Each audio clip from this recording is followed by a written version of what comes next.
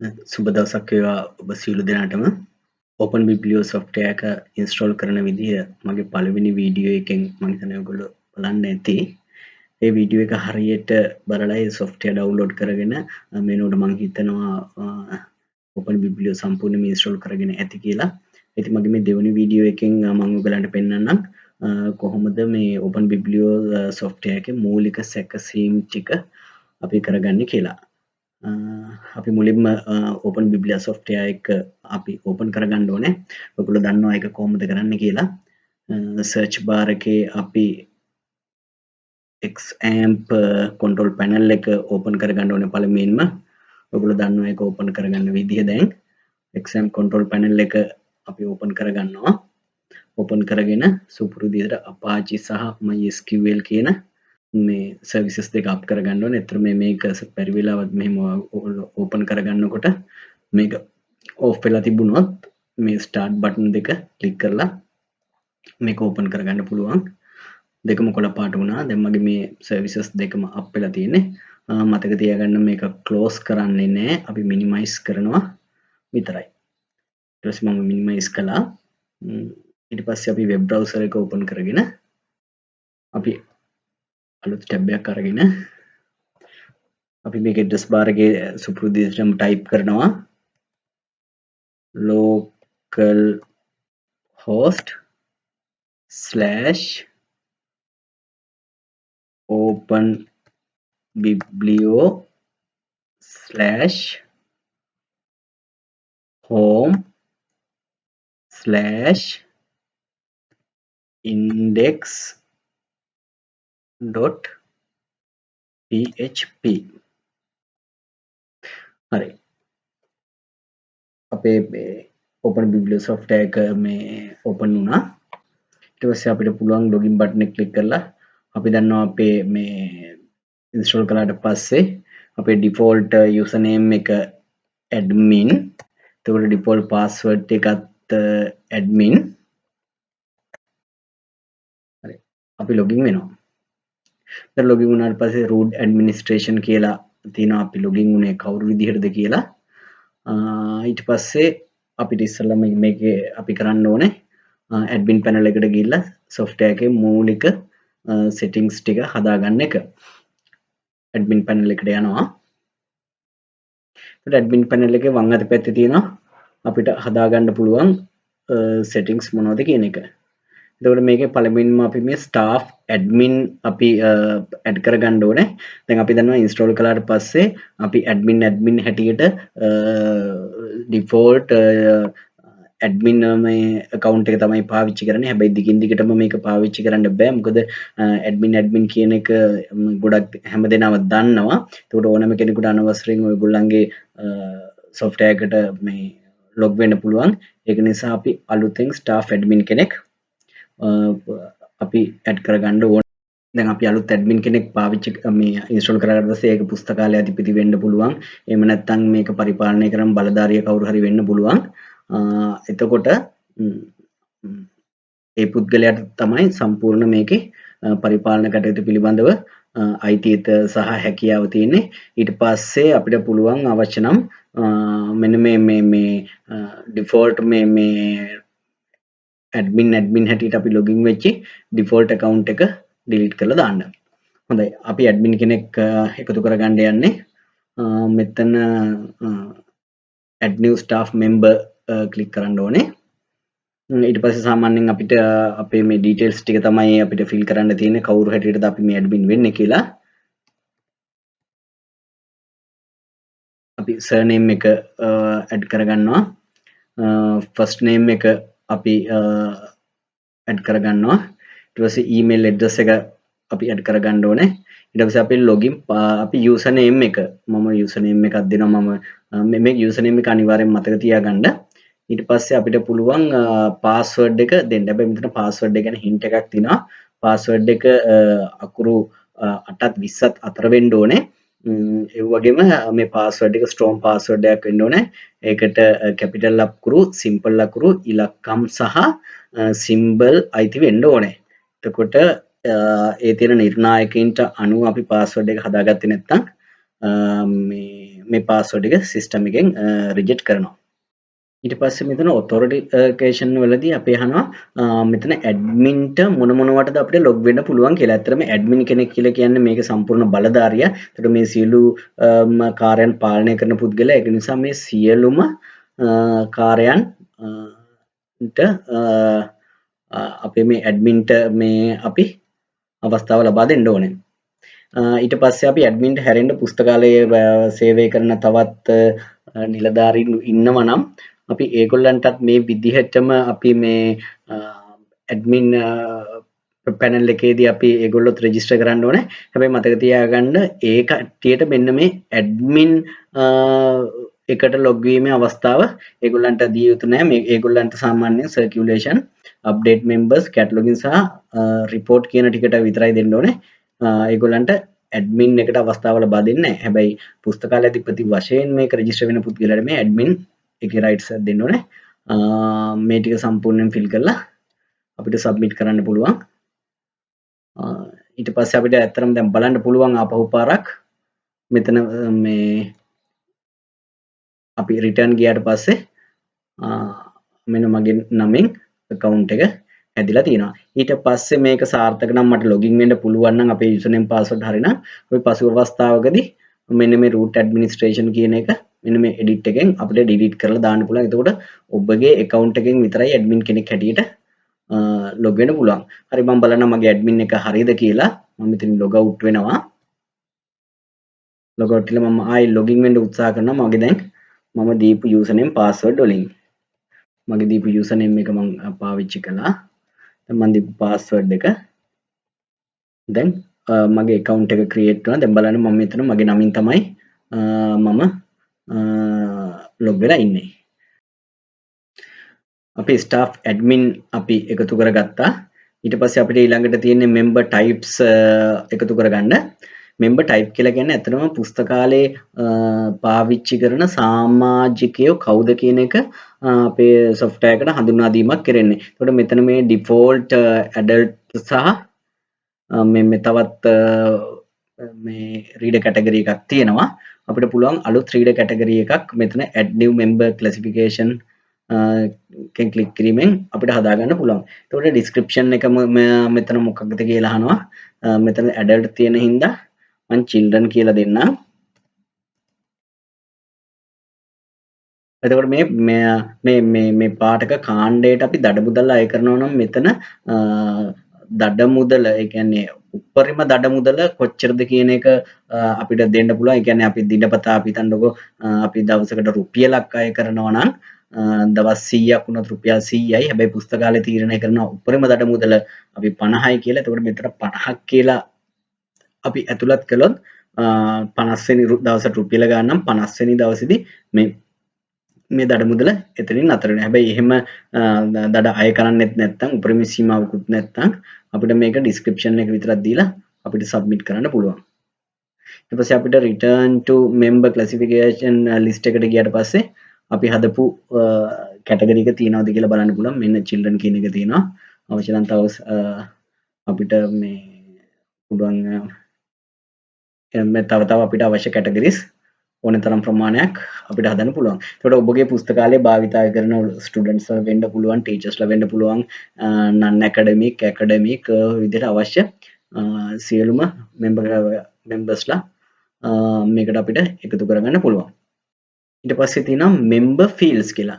සාමාන්‍යයෙන් අපි circulation tab එකේදී තමයි අපි member කෙනෙක් register කරන්නේ. මේ new member ගියාට පස්සේ එතකොට member කෙනෙක්ගේ එකතු කරගෙන member කෙනෙක් අපි register කරනකොට එයාගේ details එකතු කරන්න ශීර්ෂ ටික තමයි මෙතන තියෙන්නේ. ඔය දැන් අපිට අවශ්‍ය නම් මේ මෙතන තියෙන ශීර්ෂ වලට අමතරව තවත් මොනවා හරි ශීර්ෂ ටිකක් අලුතෙන් අපි එකතු කරගන්න ඕන නම් අපි සමාජික විස්තර ඇතුළත් කරන්න අපිට ඒ details ටික එකතු කරගන්න ඕනේ admin එකේ මේ member field කියන එකෙන් තමයි අපි additional ටික අපි එකතු කරගන්නේ. දැන් මෙතන additional විදිහට එකතු කරලා තියෙනවා school grade කියලා එකක් add කරලා තිනවා.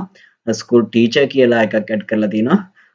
මම අවශ්‍ය නම් දැන් පෙන්නන්න කොහොමද අලුත් field එකක් add කරගන්නේ කියලා. මෙතන code එක අපි එකතු කරගන්න ඕනේ.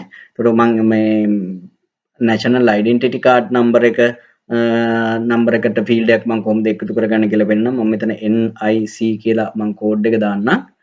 හැබැයි මේ මෙතන අපි දන්න වචන දෙකක් වගේ තියෙනවා නම් අපි හිස්තැන තියන්න බෑ කෝඩ් එක NIC number කියලා මෙහෙම දෙන්න ඕනේ.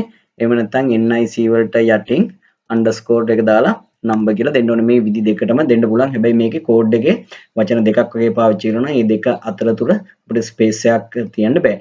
description එක මේ කෝඩ් එකෙන් මේ කියවෙන්නේ මොකක්ද කියන එක අපිට දෙන්න පුළුවන්. මම මේ NIC number කියලා මම එහෙම දෙන්න. එතකොට එතෙන්ද කෝඩ් එකේදී මේ description එකේදී ඇත්තටම අපිට ප්‍රශ්නයක් නැහැ. මෙතන හිස් තැන් අවශ්‍ය ඕනම දෙයක් දෙන්න පුළුවන්.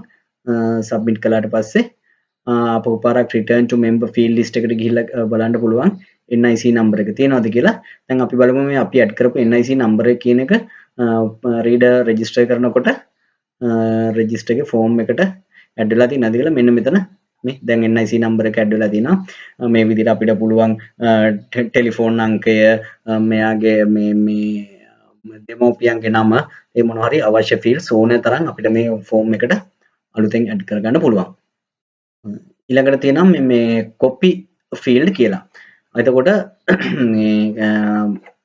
මෙතන මේ copy field වලදී ඇත්තටම මම මේක මේ වෙලාවේදී මම ඇත්තටම මේක පෙන්වන්නේ මේක cataloging වලදී තමයි මේක මේ copy field එක වැදගත් වෙන්නේ.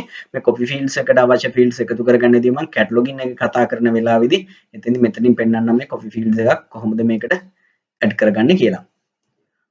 ඊට පස්සේ තියෙනවා material type. අපි බලමු material type කියන්නේ මොනවද කියලා.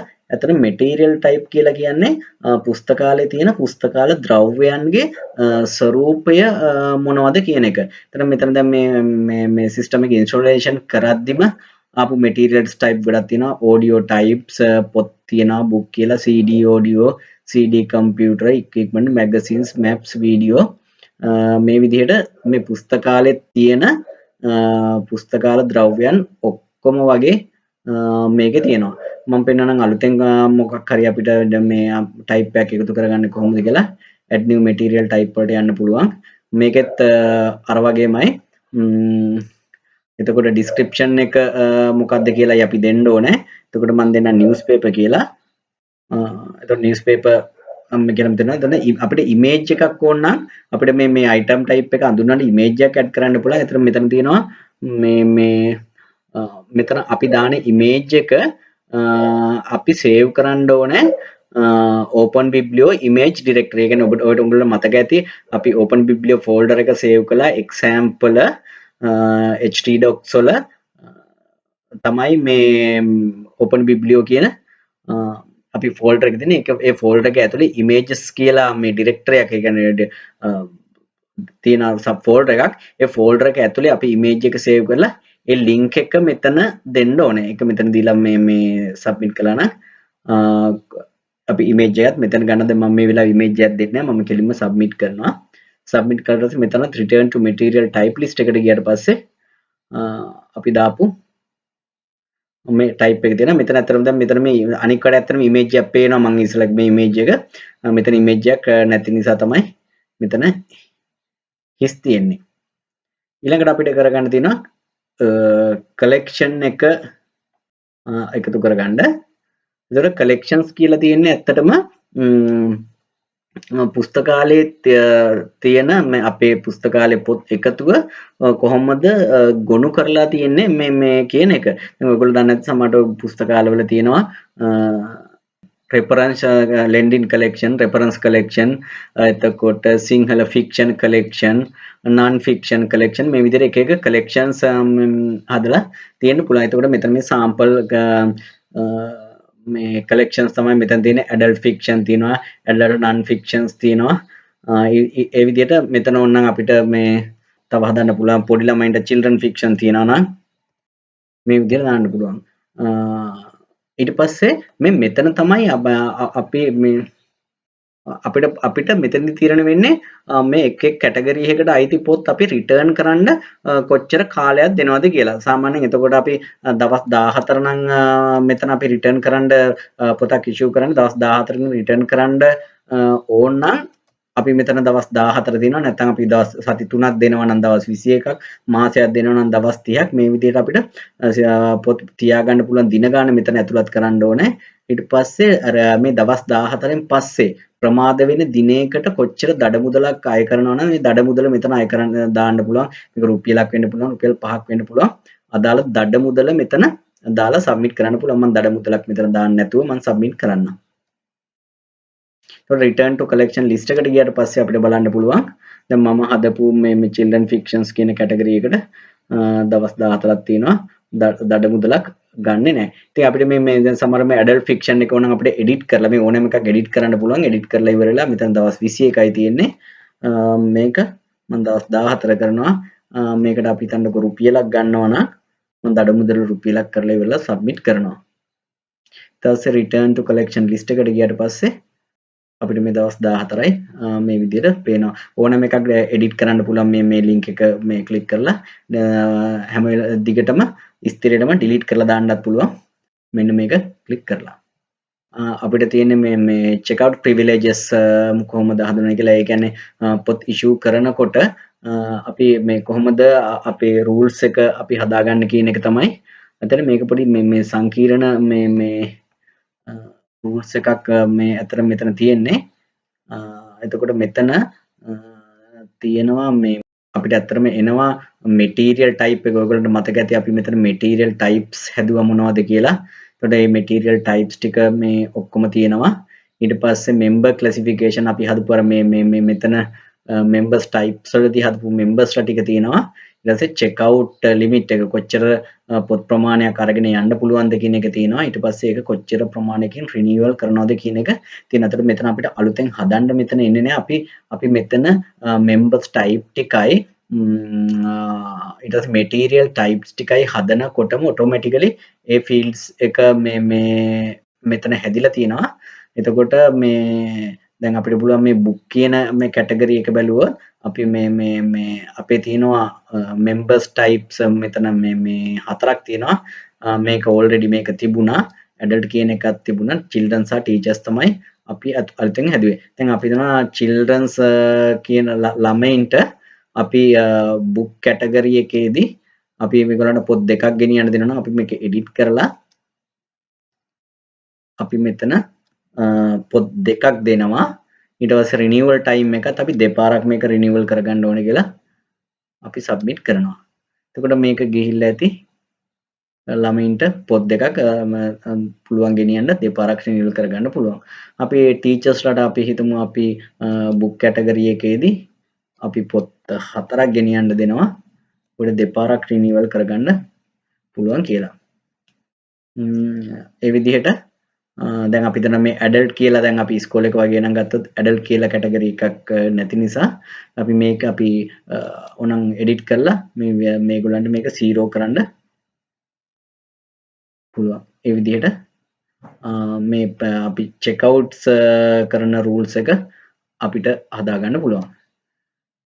ඊළඟට තියෙන්නේ මේ library මේ settings එක. එතකොට අපි මේ library ගැන මූලික විස්තර ටික තමයි අපිට මෙතනදී මේ ඩිස්ප්ලේ කරන්නේ. එතකොට අපේ your library name කියන තැන පුස්තකාලේ නම දාන්න පුළුවන්. එතකොට අන්න මේ මෙතන දාන නම තමයි මෙන්න මෙතන මේ your library name කියන තැන මේ library නම පෙන්වන්නේ. school library කියලා දෙන්න. ඒ වගේම අර අපේ කැටගරි එකකට image එකක් දැම්මා වගේ මෙතනත් පුළුවන් මේ මෙතන පෙන්වන්නා වූ image එක වෙනුවට අපිට කැමති ස්කෝල් එක වගේ නම් අපිට logo එක එහෙම නැත්නම් පුස්තකාලයක මොකද logo එක හරි තමයි හදපු මේ image එකක් දාගන්න පුළුවන්. image එකත් අපිට අර විදිහටම මේ open biblio වල images folder එකේ දාලා අපි මේ මෙතන මේ link එක ගෙනත් මේ link එක මෙතන තියන්න ඕනේ. ඊළඟට library hours ඒ කියන්නේ පුස්තකාලේ විවෘත කරලා තියෙන දවස් කොහොමද කියලා මෙතන දාන්න පුළුවන්. එතකොට අන්නේ වෙලාවල් තමයි මෙන්න මෙතන අපි මේ දාන වෙලාවල් ටික තමයි මෙන්න මෙතන පෙන්වන්නේ. එතකොට මෙතන මේ sample තියෙනවා Monday to Friday 8 am to 9 pm, Saturday noon 5 pm, Sunday 1 to 5 pm කියලා මේක අපිට ඕන විදිහට අපිට change කරන්න පුළුවන්. අපි Monday to Friday විතරයි කරලා තියෙන්නේ නා 8 ඉඳන් අපි 1යි pm වෙනකන් නා අපිට මෙහෙම මේ change කරන්න පුළුවන්. ඊට පස්සේ ටෙලිෆෝන් අංකය මෙතන දාන්න පුළුවන්. පුස්තකාලයට වෙබ් ඇඩ්‍රස් එකක් තියෙනවා නම් වෙබ් ඇඩ්‍රස් එක මෙතන දාන්න පුළුවන්. ඊට පස්සේ මෙතන තියෙනවා අපිට මේ පාඨකයෙකුට පුළුවන් එළියට ගිහිල්ලා තියෙන පොතක් තමන්ට කියවන්න අවශ්‍ය නම් තමන්ට පොතක් වෙන් කරලා තියාගෙන අපි ගෙන එක රිසර්ව් කරනවා කියලා. ඒ රිසර්ව් එක දවස් කොච්චරක් වළංගුයිද කියන එක තියෙන. ඒ කියන්නේ පොත රිටර්න් කළාට පස්සේ මේ පාඨකයාට ගන්න කල්ලා දවස් 14ක් කාලයක් පුස්තකාලේ පොත තියාගෙන ඉන්නවා. එතකොට 15 වෙනි දවසේදී වෙනින් කෙනෙකුට ගන්න පුළුවන් මේ වෙන් කරගත්තු පාඨකයෙක් අතේ. නැත්නම් මේ වෙලාව කාලය අපිට ඕන නම් පොතේ ඉල්ලුම අනුව මේ 14 නැතුව දවස් 7 ඒ ටික අවශ්‍ය නම් දවස් 7 දවස් 2ක් ওই විදිහට දාගන්න පුළුවන්.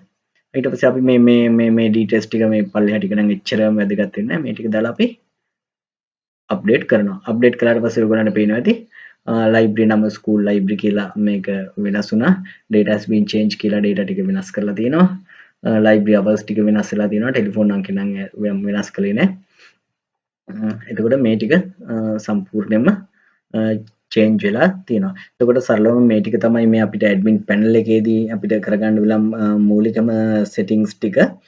මම හිතනවා මේ වීඩියෝ එක බැලුවට පස්සේ ඔයගලන්ට පුළුවන් වෙයි ඔයගොල්ලෝ දැන් ඉන්ස්ටෝලේෂන් කරලා තියෙන ඔයගොල්ලන්ගේ open bibliosoft එකෙන් මේ ටික වෙනස් කරගන්න පුළුවන් වෙයි කියලා අපි ඊළඟ වීඩියෝ එකේදී අපි circulation පැත්තයි ඊට පස්සේ cataloging පැත්තයි ගැන කතා කරමු. එහෙනම් ඔබ සියලු දෙනාටම සුබ දවසක්.